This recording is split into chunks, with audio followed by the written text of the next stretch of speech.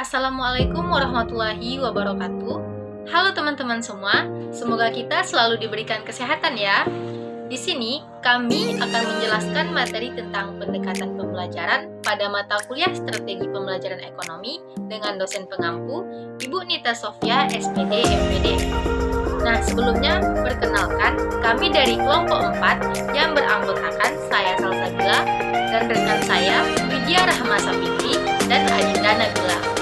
Pada kesempatan kali ini, kami akan menjelaskan beberapa materi terkait pendekatan pembelajaran, yaitu pendekatan ekspositoris dan heuristik, dan pendekatan kecerdasan dan kontekstual.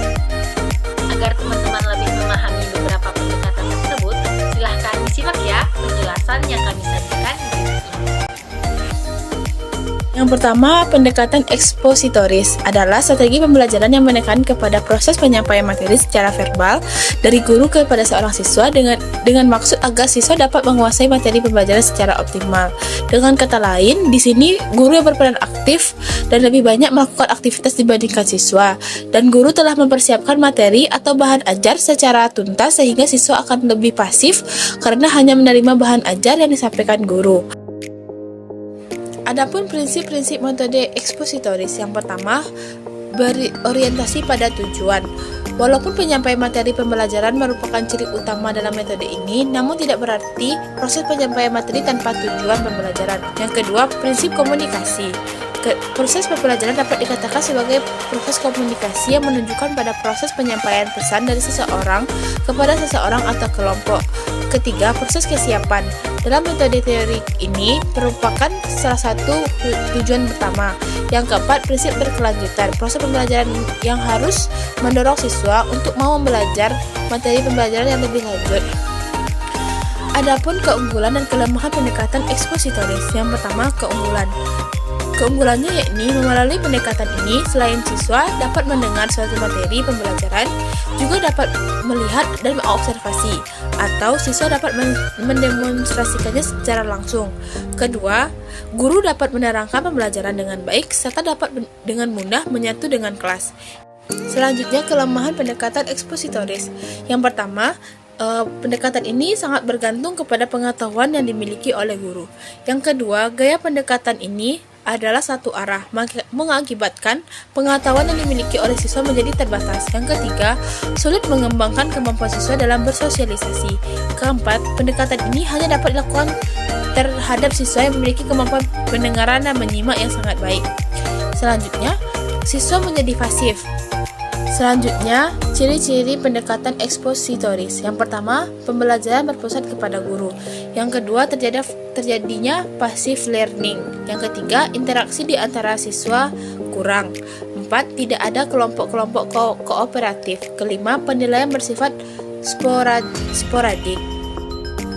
Pendekatan yang kedua yaitu pendekatan heuristik, yakni serangkaian tahapan dalam penyampaian sumber-sumber dari berbagai jenis data penelitian sejarah yang berkaitan dengan topik, riset, perihal adat istiadat, sosial budaya, stratifikasi sosial, dan pergaulan keseharian melalui observasi, wawancara, dokumentasi, dan sebagainya.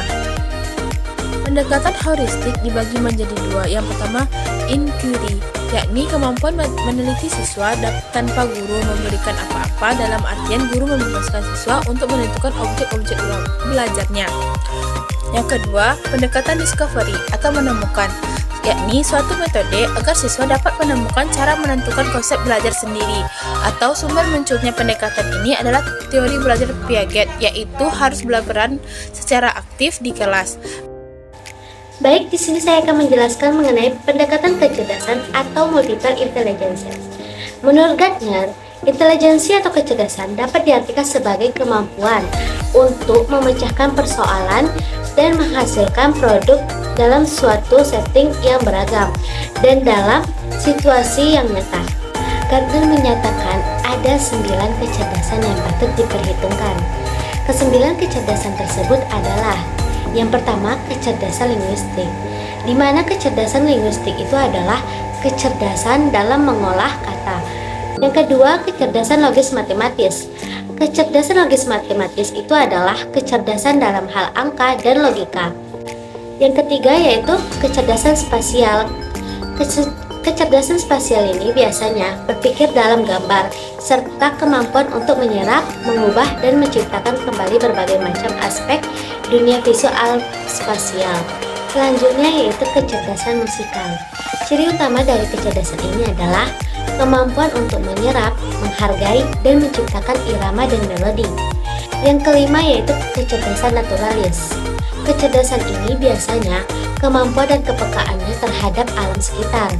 Kemampuan yang tinggi untuk membedakan berbagai jenis tumbuhan secara mendalam. Selanjutnya yaitu kecerdasan kinestetik jasmani, yaitu kecerdasan fisik. Kecerdasan ini mencakup bakat dalam mengendalikan gerak tubuh dan keterampilan dalam menangani benda. Selanjutnya yaitu kecerdasan antar pribadi, di mana kemampuan ini untuk memahami dan bekerja sama dengan orang lain. Yang kedelapan yaitu kecerdasan intrapribadi atau dalam diri sendiri. Dan yang terakhir yaitu kecerdasan eksistensialis.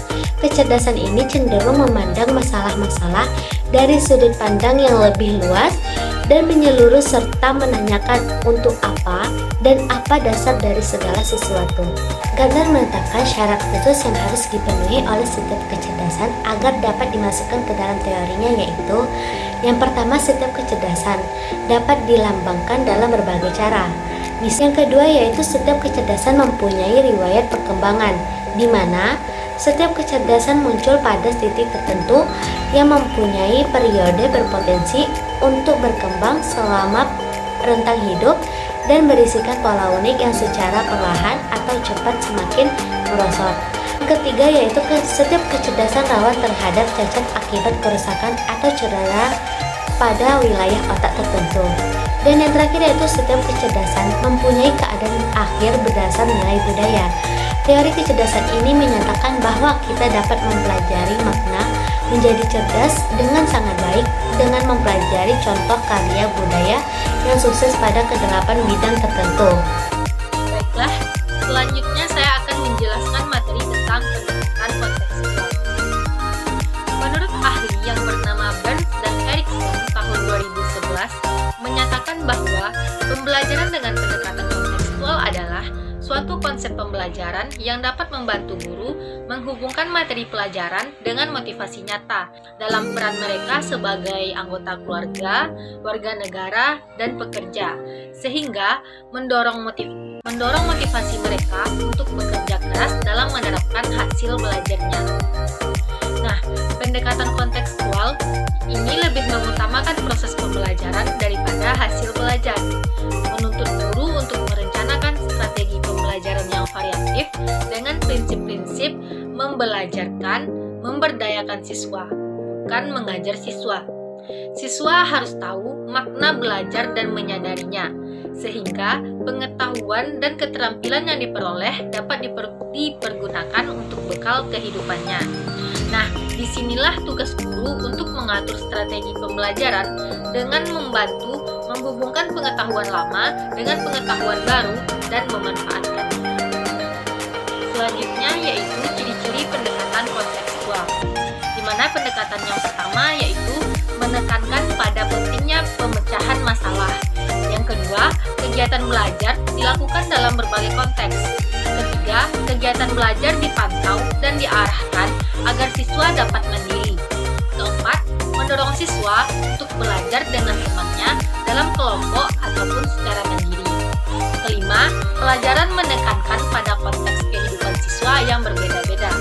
Terakhir, yaitu menggunakan penelitian otentik. Selanjutnya, menurut Depdiknas, penerapan pendekatan kontekstual memiliki 7 komponen utama. Adapun 7 komponen tersebut ialah yang pertama, konstruktivisme. Konstruktivisme merupakan landasan berpikir pendekatan kontekstual yang menekankan bahwa belajar tidak hanya sekedar menghafal dan mengingat pengetahuan, tetapi merupakan suatu proses belajar mengajar di mana siswa sendiri aktif secara mental membangun pengetahuannya yang dilandasi oleh struktur pengetahuan yang dimilikinya. Kedua, menemukan. Menemukan merupakan bagian inti dari kegiatan pembelajaran berbasis kontekstual. Pengetahuan dan keterampilan yang diperoleh siswa diharapkan bukan hasil mengingat seperangkat fakta-fakta, melainkan hasil dari menemukan sendiri. Ketiga, bertanya. Pengetahuan yang dimiliki seseorang selalu dimulai dari bertanya. Bertanya merupakan strategi utama pembelajaran berbasis kontekstual. Kegiatan bertanya berguna untuk menggali informasi, menggali pemahaman siswa, membangkitkan respon kepada siswa, mengetahui sejauh mana keingintahuan siswa, mengetahui hal-hal yang sudah diketahui siswa, memfokuskan perhatian pada sesuatu yang dikehendaki guru, membangkitkan lebih banyak lagi pertanyaan dari siswa untuk menyegarkan kembali pengetahuan siswa. Yang keempat, masyarakat belajar. Hasil belajar diperoleh dari sharing antar teman, antar kelompok, dan antar yang tahu ke yang belum tahu. Masyarakat belajar terjadi apabila ada komunikasi dua arah, dua kelompok, atau lebih yang terlibat dalam komunikasi pembelajaran saling belajar. Menurut Nur Hadi, masyarakat belajar mengandung arti sebagai berikut, yaitu adanya kelompok belajar yang berkomunikasi untuk berbagai gagasan dan pengalaman. Ada kerjasama untuk memecahkan masalah, ada tanggung jawab kelompok, semua anggota dalam kelompok mempunyai tanggung jawab yang sama. Ada komunikasi dua arah atau multi arah, ada kesediaan untuk menghargai pendapat orang lain. Yang kelima, pemodelan. Pemodelan pada dasarnya membahaskan yang dipikirkan, mendemonstrasi bagaimana guru menginginkan siswanya untuk belajar dan melakukan apa yang guru inginkan agar siswanya melakukan. Dalam pembelajaran kontekstual, guru bukan satu-satunya model. Model dapat dirancang dengan melibatkan siswa dan juga mendatangkan dari luar. Keenam, refleksi. Refleksi merupakan cara berpikir atau respon tentang apa yang baru dipelajari atau berpikir ke belakang tentang apa yang sudah dilakukan di masa lalu. Realisasinya, dalam pembelajaran, guru menyisakan waktu sejenak agar siswa melakukan refleksi yang berupa pernyataan langsung tentang apa yang diperoleh hari itu. Ketujuh, penilaian yang sebenarnya. Penilaian adalah proses pengumpulan berbagai data yang bisa memberi gambaran mengenai perkembangan belajar siswa. Nah, fokus penilaiannya adalah pada penyelesaian tugas yang relevan dan kontekstual serta penilaian dilakukan terhadap proses maupun hasil. Kemudian terdapat 5 karakteristik authentic assessment yaitu pertama, dilaksanakan selama dan sesudah proses pembelajaran berlangsung. Kedua, bisa digunakan untuk formatif maupun sumatif. Ketiga, yang diukur keterampilan dan performansi, bukan mengingat fakta. Selanjutnya, berkesinambungan, dan terakhir dapat digunakan sebagai feedback. Baiklah, sekian pemaparan materi yang dapat kami jelaskan. Semoga apa yang kami sampaikan dapat bermanfaat bagi teman-teman semua. Kami dari kelompok 4, mohon maaf jika ada kesalahan dalam penyampaian. Sekian, terima kasih. Wassalamualaikum warahmatullahi wabarakatuh.